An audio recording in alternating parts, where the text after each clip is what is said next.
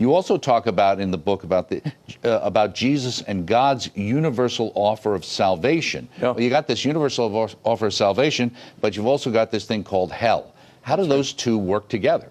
Yeah, the Catholic the Catechism of the Catholic Church has an important definition and section on hell, and here's the line in a single line. Here's how they describe it. It is the definitive. It's a state of definitive self-exclusion from God and the blessed. That is to say, from the kingdom of love.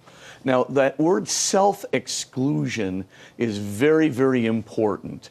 And of course, that means that God's not sending anyone to hell.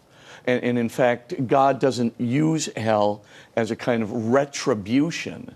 What it does mean is human beings actually choose hell. They choose to go to that state where domination is going to be more important than respect for another person, where self-worship is going to be more important than worship of the true God, right, where egocentricity and narcissism are going to be more important than compassion and love. And of course, you can see, there's always a tension in our life, which way to go. And of course, that's why Jesus is constantly warning people, right? He's not angry at them. He's not telling people that, God's, just waiting to send them to hell. Far from it. God weeps if anyone makes this crazy choice to elevate themselves above God, the blessed, the kingdom of love. I mean, it's a crazy decision.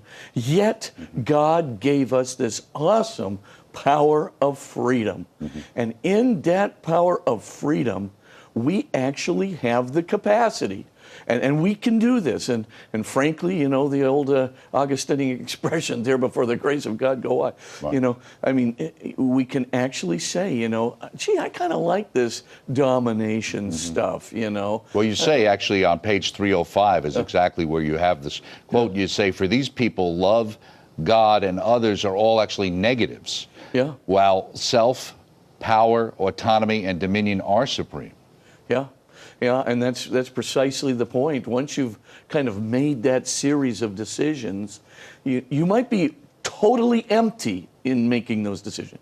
You might be totally lonely in making those decisions. You might feel totally isolated from the transcendent source of your being and feel like you're alienated from yourself along with God. You might feel like you're going to miss love to the hilt. You might have despair, malaise, and darkness all on your horizon. But it's absolutely possible in the midst of all of that to go, I still like the domination, I still like the egocentricity, the narcissism, get out of my way. I want to worship myself, the one true God.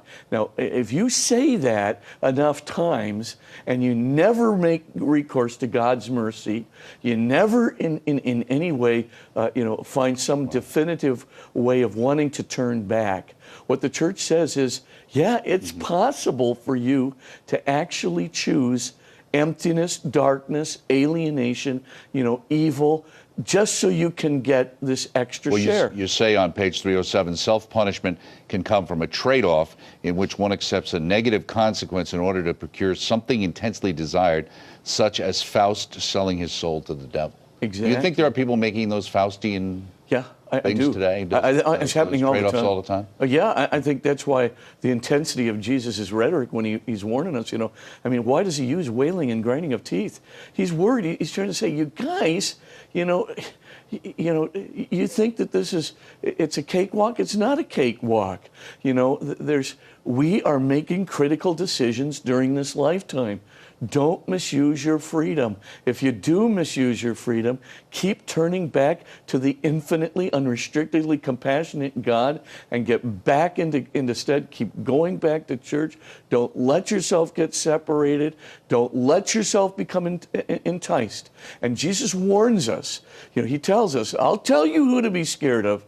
be scared of the one who can take body and soul after he kills you and throw you into Gehenna. That's not God. That's the evil spirit. That's Satan who can do that to you. And he says, you should be scared of him. And of course, he's still here. He's still lurking around. 2 Peter tells us he's like a roaring lion. He's looking around, to find our weaknesses and so forth. Looking to devour us. Devour us. He's ready. Right. Yeah, so it's a struggle, out there. But no, God is not, God's offer of salvation is absolutely universal. And that's very clear on the lips of Jesus. And of course, many people misinterpret two passages in the Gospel of John to make it look like, it's the case that Jesus is restricting salvation For the many Christians or something alone. like that has been brought up sometimes.